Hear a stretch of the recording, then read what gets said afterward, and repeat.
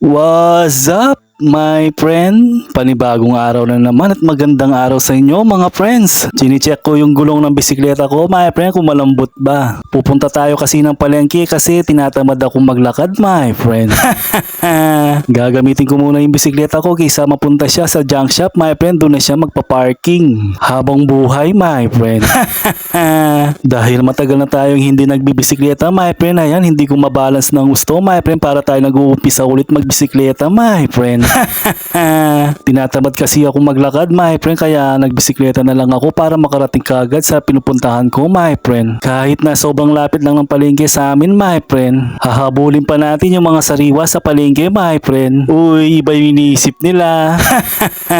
Joke lang. Pag uwi ko ng bahay, ito pala yung binili ko, my friend, mga pusit, my friend. Nilinis ko muna, tinanggal ko muna yung matigas sa gitna ng pusit, my friend, bago ko siya iluto, my friend. Yung tinanggal ko para siyang mata, my friend, pero ngipin pala ng pusit yun, my friend. Pagkatapos nating malinis yung mga pusit, my friend, maghihiwa na tayo ng mga sahog niya, my friend. Magluluto pala tayo ng adobong pusit, my friend, kasi matagal ko nang gustong kumain ng ganito, my friend. Kasi kapag pinapanood mo sa YouTube, my friend, nakakatulo laway, my friend.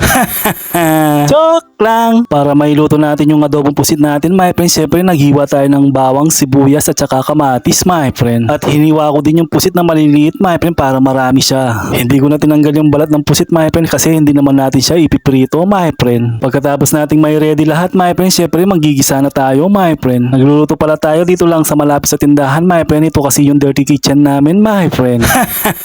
Joke lang. Nilagyan ko pala ng patis yung ginigisa ko, my friend. Tapos nilagay ko na din yung kamatis para lumambot kaagad, my friend. Tapos ilalagay na lang natin yung pusit, my friend. Lalagyan ko pa sana ng toyo yung inaadobo kong pusit, my friend. Kaso may tinta na pala siyang kulay black, my friend. Yung pala yung nagpapaitim sa adobo natin, kaya suka na lang yung nilagay ko, my friend. Makalipas ng 10 minuto, my friend, syempre luto na yung adobong pusit natin. Kaya titikman natin kung masarap yung luto natin, my friend. At okay naman yung niluto natin, my friend. Lasang adobong pusit, my friend.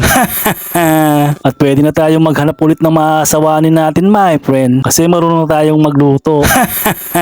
Joke lang. At ito na pala yung pananghalingan natin ngayong araw, my friend. Kaya nauna na akong kumain sa kanila, my friend, kasi mamaya magtitinda pa ako, my friend. Dapat seryoso kang kumakain, my friend, para malasahan mo yung kinakain mo, my friend. Iba na naman yung iniisip nyo, my friend, pagkain yon, my friend. Joke lang. Pagkatapos natin kumain, my friend, syempre tatawagin ko na yung nanay ko para ako na yung magbantay, my friend, at sila na naman yung kumain, my friend. Medyo natinga pa tayo dyan, kaso madali lang naman alisin, my friend, sa daliri natin. Sige na mga friends.